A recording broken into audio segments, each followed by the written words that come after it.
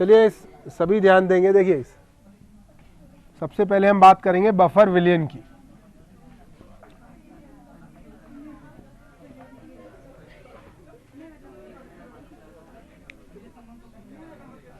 अच्छा वो मैं बता दूंगा, देखिए बफर विलयन आप लोगों से मैं जानना चाहूँगा, पहले तो आप ये बताइए बफर विलयन क्या होता है। आप लोग खूब पढ़ चुके हैं और इसका हम बहुत यूज़ करते हैं केमिस्ट्री में। तो ये बिटिया बताइए, बेटा बताओ क्या है बफर विलयन। बातें नहीं भाई, पीछे आप आगे देखिए।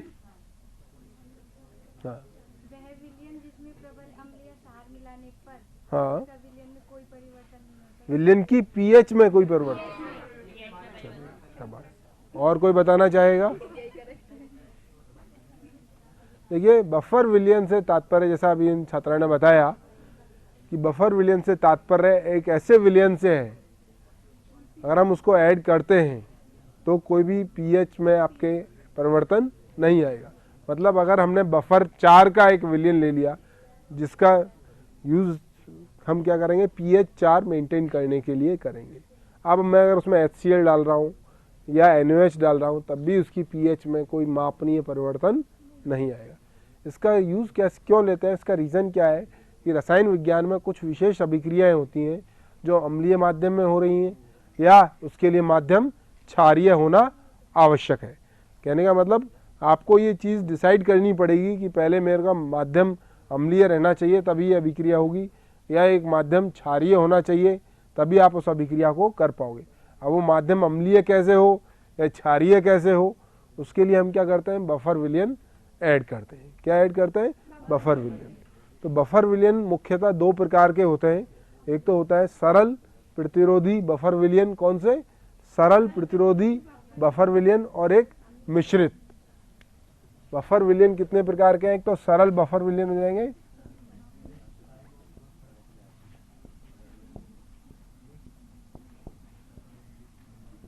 और दूसरे होते हैं मिश्रित।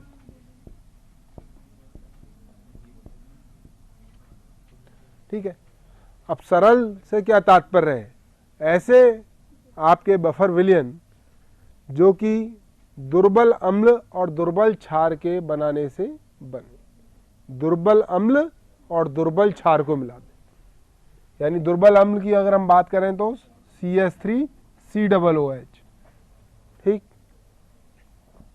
और दुर्बल क्षार की बात करें तो अमोनियम हाइड्रोक्साइड। इन दोनों के दुर्बल अम्ल और दुर्बल क्षार के मिलाने से जो बना विलयन है या बना जो लवण है, इन दोनों के मिलाने से जो बना लवण है CH3COONH4। ये किसका उदाहरण है? आपका सरल प्रतिरोधी जो आपका बफर विलयन है उसका उदाहरण है।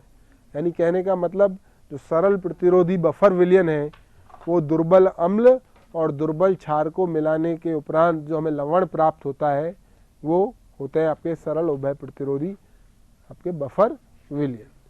इसके बाद आता है आपका मिश्रित बफर सॉल्यूशंस। इसके अंदर क्या है? इसमें 2 प्रकार के हैं।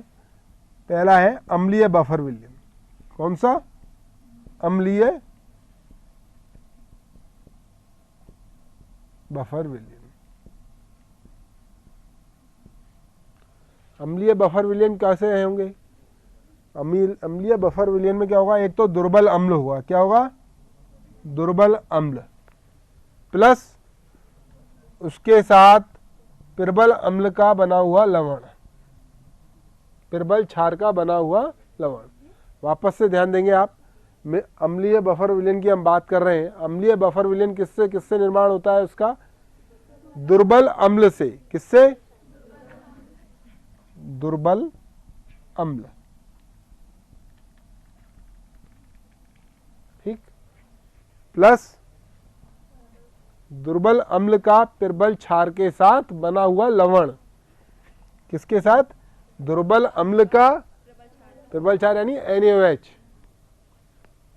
दुर्बल क्षार का दुर्बल अम्ल का प्रबल क्षार के साथ बना हुआ लवण। तो ये जो बनकर इनका जो मिक्सचर है ये जो मिश्रित है, इसका जो मिश्रण है, ये क्या कहलाएगा आपका? अम्लीय बफर विलयन। वापस से ध्यान देंगे, अम्लीय बफर विलयन क्या है आपका? दुर्बल अम्ल प्लस दुर्बल अम्ल का पिर्बल क्षार के साथ बना हुआ लवण किसका निर्माण करता है? अम्लीय बफर विलयन का निर्माण करता है। अब ये किस प्रकार से पीएच का प्रतिरोध करता है, पीएच परिवर्तन का विरोध करता है, ये हम देखते हैं।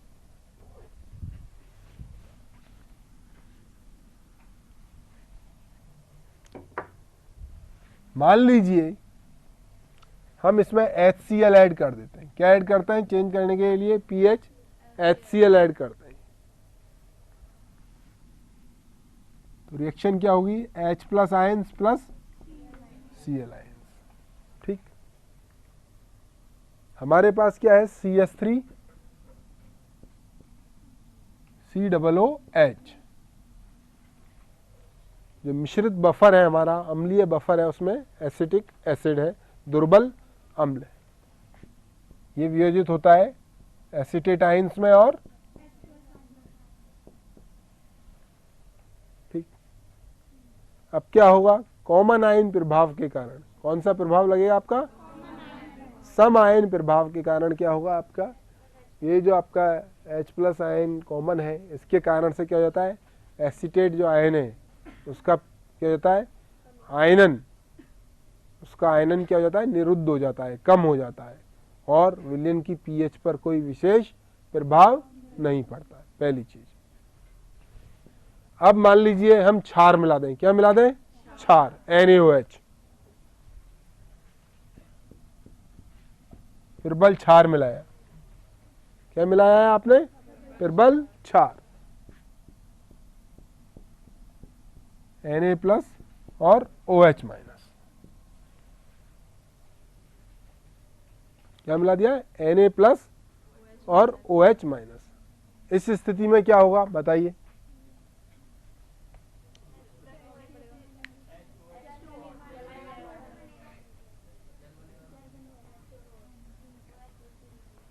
वापस से देख लीजिए, हमने क्या मिलाया है? सोडियम हाइड्रोक्साइड, पीएच परिवर्तन के लिए पिर्बल क्षार मिला दिया। तो उससे क्या प्राप्त हुआ? सोडियम आयन और हाइड्रोक्सिल आयन। अब ये हाइड्रोक्सिल आयन क्या करेंगे? H प्लस आयन से अभिक्रिया करेंगे। ठीक है, और क्या बना देंगे? दुर्बल आयनित H2, वीकली आयनाइज जल का निर्माण करेंगे, H2O का निर्माण करेंगे, और अधिक मात्रा में एसीटेट आयन का निर्माण हो जाएगा, क्योंकि H प्लस आयन तो कंज्यूम हो जाएंगे।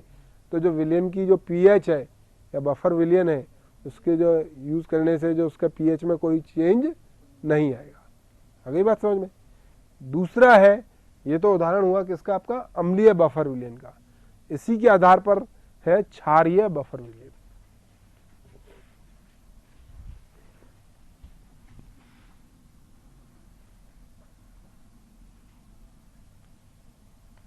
क्षारीय बफर विलयन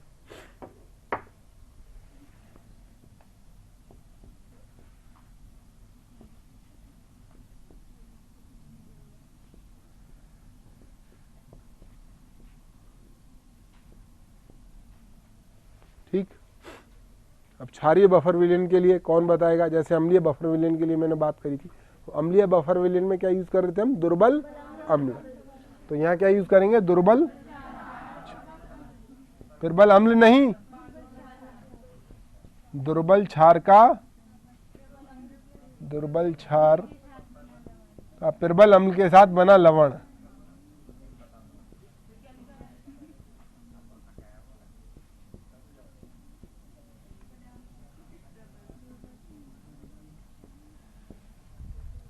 देख लीजिए आप, क्षारीय बफर विलयन, जो क्षारीय बफर विलयन है वो आपका दुर्बल क्षार और दुर्बल क्षार का पिर्बल अम्ल के साथ बना हुआ लवण।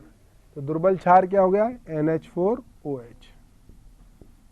NH4OH का पिर्बल अम्ल के साथ बना लवण, पिर्बल अम्ल HCl, NH4Cl। ठीक है,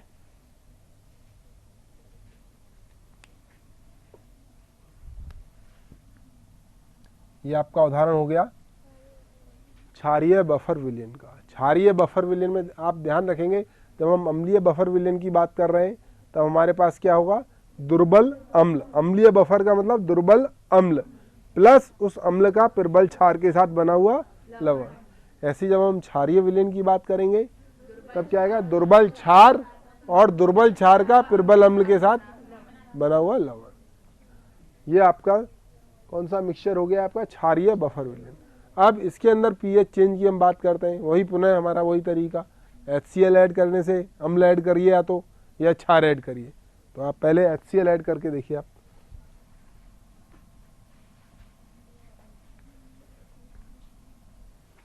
अब यदि हम इसमें HCl प्रबल अम्ल मिलाएं,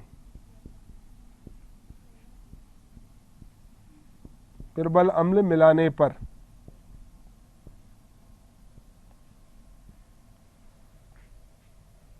प्रबल अम्ल मिलाने पर HCl H प्लस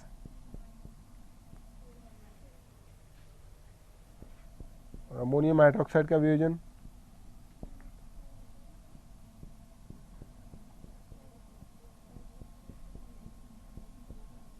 तो H प्लस HCl द्वारा यानी अम्ल के द्वारा प्रदत्त जो H प्लस आयंस हैं वो क्या करेंगे, OH आयंस के साथ अभिक्रिया कर लेंगे। क्या कर लेंगे, OH आयंस के साथ अभिक्रिया करेंगे और H प्लस आयन और OH आयन आपस में मिलकर क्या बनाएंगे, जल बनाएंगे और यहाँ NH4 आयंस की सांद्रता बढ़ जाएगी, जिसके कारण से पीएच में कोई परिवर्तन नहीं होगा, पीएच में कोई परिवर्तन नजर नहीं आएगा। इसी प्रकार से यदि इस विलयन के अंदर क्षारीय बफर विलयन में हम क्या मिलाएं, प्रबल क्षार, क्या मिलाएं, प्रबल क्षार NaOH। तो NaOH का उसके आयनों में जो वियोजन है Na और OH माइनस, और हमारे पास क्या है, अमोनियम हाइड्रोक्साइड। तो ammonium ion plus hydroxide ion, प्रबल क्षार मिलाने पर प्रबल क्षार क्या है, सोडियम हाइड्रोक्साइड। तो सोडियम आयन और हाइड्रोक्साइड आयन मिलेंगे हमको। अब चूंकि यहाँ हाइड्रोक्साइड आयन भी आपको अमोनियम हाइड्रोक्साइड जो आपका दुर्बल विद्युत अपघट्य है उसके विजन से भी OH आयन मिल रहे हैं, तो ये सम आयन प्रभाव के कारण क्या हो जाता है, इसका आयनन निरुद्ध हो जाता है। क्या होता है, सम आयन के प्रभाव के कारण क्या होता है, आयनन निरुद्ध हो जाता है और आपको जो पीएच में कोई परिवर्तन दृष्टिगोचर नहीं होता है। तो इस प्रकार से आपके जो विलयन है, कौन से, अम्लीय बफर विलयन और क्षारीय बफर विलयन। तो अम्लीय बफर विलयन तो हम काम में लेंगे जब पीएच हमको 7 से कम रखनी है, और क्षारीय बफर विलयन जब पीएच 7 से अधिक। आगे बात समझ आपके। इसी से संबंधित एक समीकरण है हंडरसन समीकरण, वो मैं यहाँ लिख देता हूँ, आप उसको समझ लीजिए।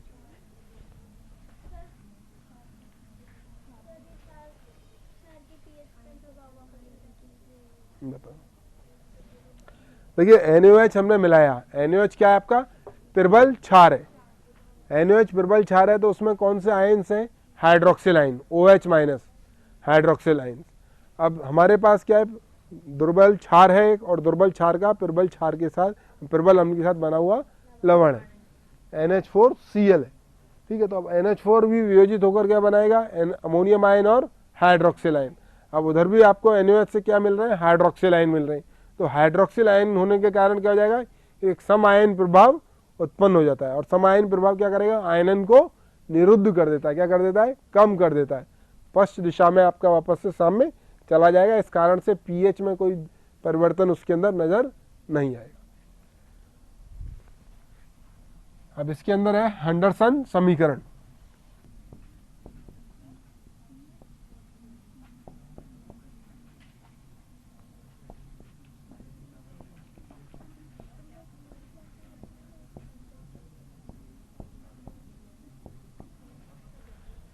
देखिए अम्लीय बफर के लिए बातें नहीं भाई, अम्लीय बफर के लिए जो हंडरसन समीकरण है वो है आपकी पीएच बराबर पीके प्लस लॉग लवण बटे अम्ल, और क्षार के लिए POH बराबर PKB प्लस लॉग लवण बटे क्षार।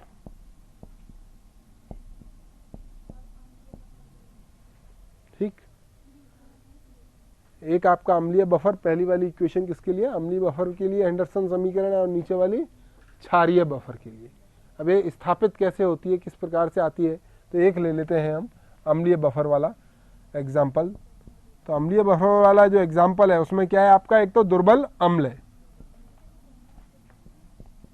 CH3COO माइनस और H प्लस में ये वियोजित हो जाता है। दूसरा आपका क्या है, लवण है, एक सॉल्ट है, सोडियम एसीटेट CH3COO माइनस और Na प्लस। बातें नहीं भाई, एसीटेट आयन हमने उदाहरण लिया है, जो आपका अम्लीय बफर है उसका उदाहरण लिया है, उसके अंदर एसिटिक एसिड है आपका और एक है सोडियम एसीटेट आयन। अब जो एसिटिक आयन एसीटेट आयन्स में और H प्लस आयन्स में जो होते हैं सोडियम एसीटेट आयन और सोडियम आयन। ठीक, अब किस प्रकार से हम इस समीकरण को निकालेंगे ये देख लीजिए आप। फाइनल इक्वेशन को मैं लिखा रहने देता हूँ, इक्वेशन नंबर 1, इक्वेशन नंबर 2। तो इक्वेशन नंबर 1 के लिए हम लिख सकते हैं K बराबर CH3COO माइनस और H प्लस।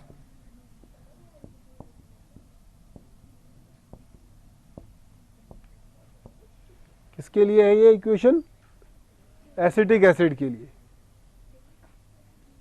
साम्य स्थिरांक लिखा है मैंने किसके लिए, एसिटिक एसिड।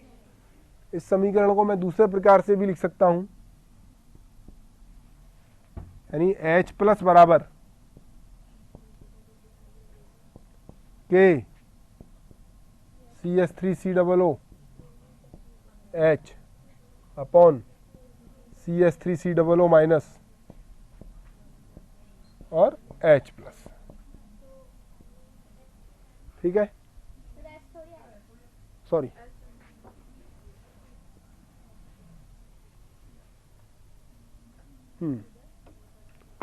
लिख लिया आप लोगों ने ये।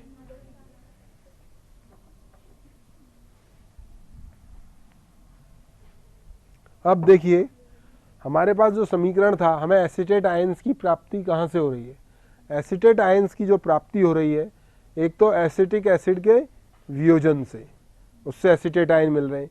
दूसरा हमको एसीटेट आयन मिल रहे हैं सोडियम एसीटेट के वियोजन से। किसके, सोडियम एसीटेट, जो कि क्या है आपका दुर्बल अम्ल का प्रबल क्षार के साथ लवण। तो इसमें क्या मिल रहे हैं आपको, एसीटेट आयन। तो ये जो एसीटेट आयन मिल रहे हैं आपको, और एक हमें इससे जो एसीटेट आयन एसिड से मिल रहे हैं,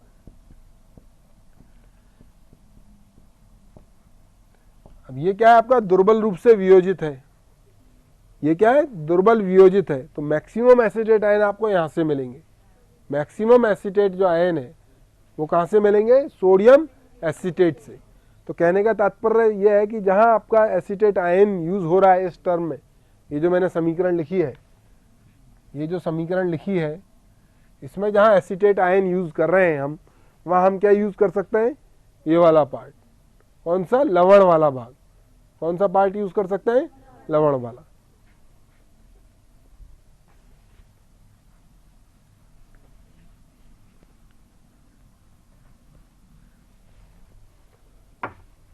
तो मैं समीकरण को पुनः लिखता हूं, H प्लस बराबर K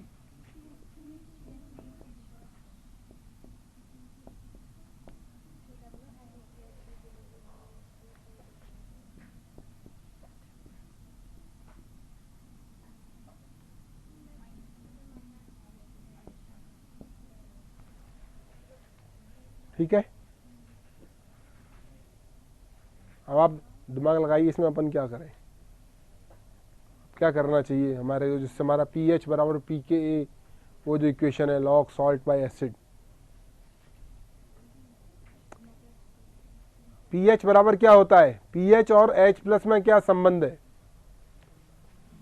pH बराबर होता है माइनस लॉग H प्लस, होता है ना। तो ये जो समीकरण है इसमें हम क्या करें, लॉग ले लें और ऋणात्मक चिन्ह लगा दीजिए दोनों तरफ, लीजिए करिए कॉपियों में। ये जो समीकरण मैंने लिखी है, इक्वेशन नंबर 3 दे देता हूं इसको।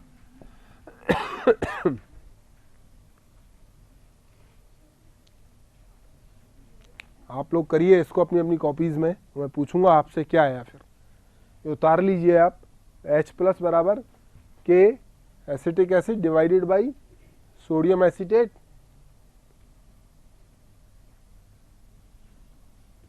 इसमें हमें करना क्या है, इस समीकरण नंबर 3 में, समीकरण नंबर 3 में लॉग लेना है, बाईं तरफ भी लॉग यूज करिए और दाईं तरफ भी, और साथ में ऋणात्मक चिन्ह का प्रयोग करना है, ठीक है। माइनस लॉग जो मैंने लिखा है ना, माइनस लॉग लीजिए आप और करिए, बताइए क्या है आपके।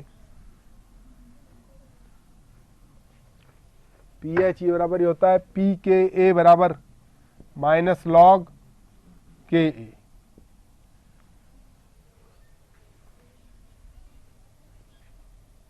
कर लिया सभी लोगों ने। पी एच बराबर क्या है, minus log H plus P K ए बराबर माइनस लॉग के ए।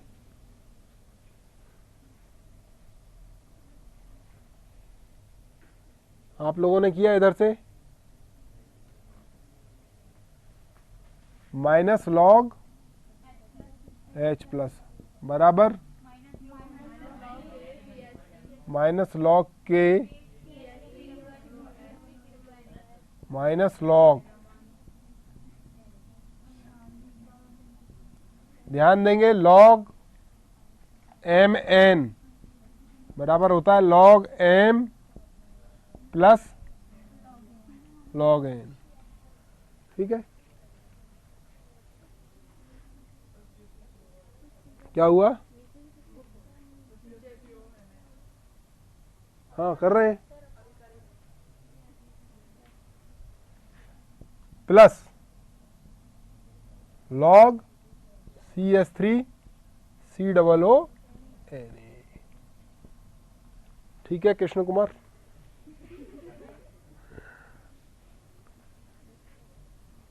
सही लिखा है अपन ने, सब लोग देख लीजिए एक बार।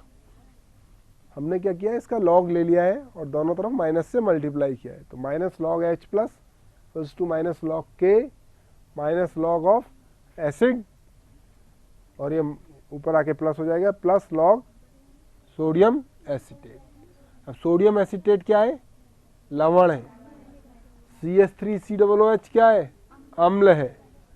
लॉग के बराबर क्या आ जाएगा, माइनस लॉग के ए बराबर क्या आ जाएगा, पी के ए, माइनस लॉग एच प्लस बराबर क्या आ जाएगा, पी एच। लिखिए अब समीकरण, हेंडरसन समीकरण लिखिए,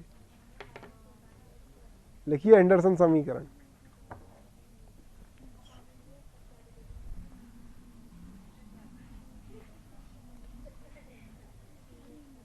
हेंडरसन समीकरण लिखें बेटा, आपने लिखा पीछे, आपके पीछे, आपसे पीछे, बताइए हेंडरसन समीकरण।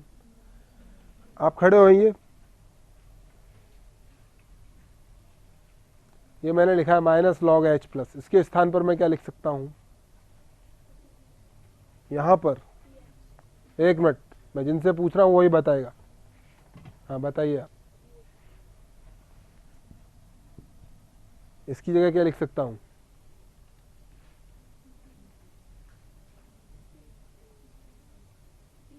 कैसे लिखा पीके। बेटा क्लास में जब पढ़ाते हैं ध्यान सामने होना चाहिए, बातें करना है, अगर आपको टॉक्स करनी है, कोई गॉसिप करनी है, आप बाहर, आपको समय मिलता है 5 मिनट का ब्रेक मिलता है, वहाँ जाके करें, ठीक है। कोई समस्या है, अगर आपके समझ में नहीं आता है, आप मेरे से पूछ सकते हैं सीधे। दूसरे छात्र जो है अध्ययन करने आए, किसी को आप इस तरीके से डिस्टर्ब नहीं करेंगे, बैठिए। तो पी एच इजिकल टू, देखिए ये क्या हो जाएगा, पी के ए, ठीक है। पी के ए से तात्पर्य क्या हुआ, नेगेटिव ऑफ लॉग के ए क्या है, के ए क्या है, एसिड के लिए, अम्ल के लिए वियोजन स्थिरांक, क्या है, अम्ल के लिए वियोजन स्थिरांक, प्लस लॉग, अब इसकी जगह मैं क्या लिख देता हूं, लवण, माइनस लॉग, इसकी जगह क्या लिख देता हूं, अम्ल। हाँ वो पता होना चाहिए, log M minus log N क्या होता है, लॉग एम बटे लॉग एन। तो पी एच बराबर P K A plus log लवण बटे क्षार, सॉरी अम्ल।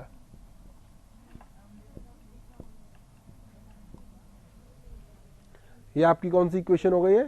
हेंडरसन समीकरण अम्लीय बफर विलयन के लिए। किसके लिए? अम्लीय बफर विलयन के लिए। इसी प्रकार से आप, यही प्रोसीजर है हमारा, बिल्कुल सेम। आपको अगर ये समझ में आ गया है, इसमें हमने क्या किया है एक बार पुनः मैं रिपीट कर देता हूं, जो लोग नहीं समझ पाए ध्यान देंगे। हमारे पास क्या था? दुर्बल अम्ल था, एसिटिक एसिड। क्या था? दुर्बल अम्ल, एसिटिक एसिड था, दुर्बल अम्ल था, तो उसका वियोजन किया हमने एसिटेट आयंस और H+ आयंस में। इसके अलावा हमारे पास सोडियम एसिटेट यानी दुर्बल अम्ल का प्रबल क्षार के साथ बना लवण, उसका वियोजन हुआ एसिटेट आयन और सोडियम आयंस के अंदर। तो हमने पहले क्या किया? अम्ल के लिए, दुर्बल अम्ल के लिए वियोजन स्थिरांक K का मान हमने लिख लिया। K बराबर जो आया acetate ion plus H+ ion divided by अम्ल। तो उससे हमने फिर, इसमें जो इम्पोर्टेंट बात जो ध्यान रखने की आपको ये है कि आपको एक तो H+ का मान निकालना है। किसका मान निकालना है? H+ का, आप ध्यान रखेंगे। और H+ किससे संबंधित है? H+ क्या है? Concentration of hydrogen ions. तो H+ को pH से आपको रिलेट करना है। तो pH बराबर हम जानते हैं माइनस लॉग H+ होता है। तो एक तो लॉग लेना पड़ेगा नेगेटिव साइन यूज करके, ठीक है, पहली बात। दूसरा हमको जो ध्यान रखना है वो ये कि जो एसिटेट आयंस की जो प्राप्ति हो रही है, जो एसिटेट आयंस की प्राप्ति हो रही है, चूंकि दुर्बल अम्ल है वो तो बहुत कम वियोजित है, तो जो एसिटेट आयंस की जो अधिकतम जो प्राप्ति है वो आपको सोडियम एसिटेट से होती है। कहाँ से हो रही है? सोडियम एसिटेट, क्योंकि हमारा जो मिक्सचर है वो किसका है? एसिटिक एसिड का और सोडियम एसिटेट।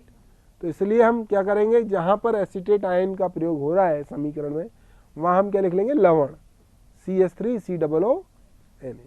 हर ये बात समझ आपकी? उसका प्रयोग करने से फिर क्या हो जाएगा, हम उस जगह लवण लिख सकेंगे। और फिर ये गणित है सिंपल सी, तो इसमें pH बराबर PK प्लस लॉग लवण बटे अम्ल हो जाए, ठीक।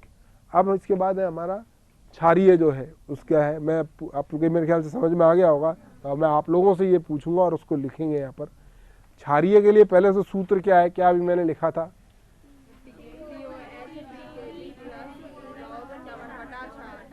ठीक है, वेरी गुड, ठीक है। तो उसके अंदर कौन से आपके जो मिक्सचर है उसमें कौन सा केमिकल हम यूज कर रहे हैं वो आप बताइए। जो आपका क्षारीय विलयन है, क्षारीय बफर विलयन है, उसके अंदर जैसे हमने यहाँ एसिटिक एसिड काम में लिया और सोडियम एसिटेट, तो ऐसे ही क्षारीय जो बफर विलयन है उसके अंदर हम क्या प्रयोग करेंगे? वेरी गुड, अमोनियम हाइड्रोक्साइड और अमोनियम क्लोराइड। तो लिख लीजिए आप,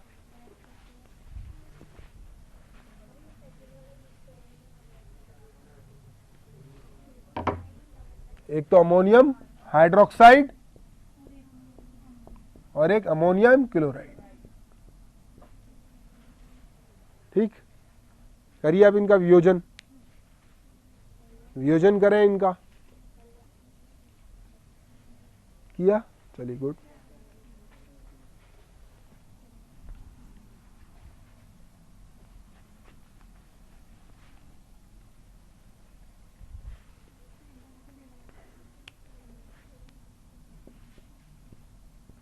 फिर K का मान क्या आ रहा है?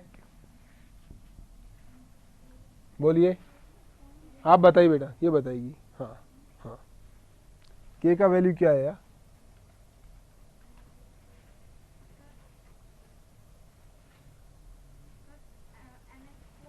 हाँ हाँ,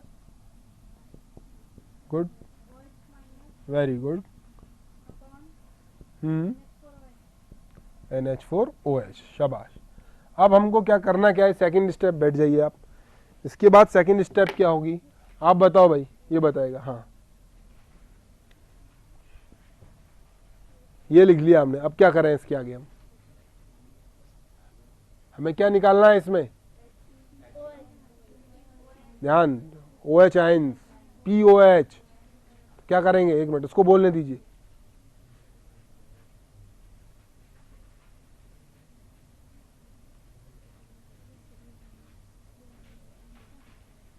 चलिए बैठिए, आप बताइए।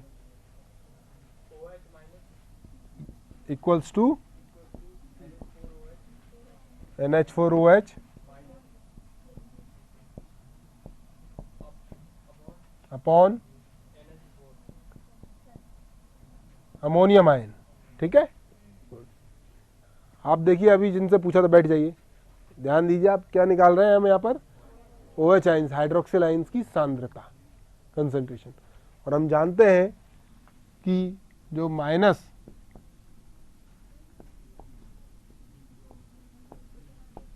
क्या होता है, POH होता है नहीं होता है, अरे बात समझ में।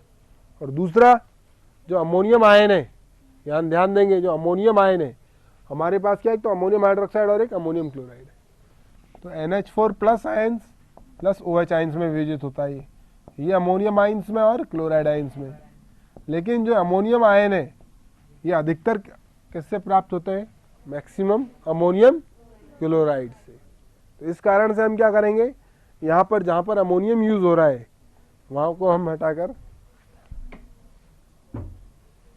NH4Cl यूज कर सकते हैं।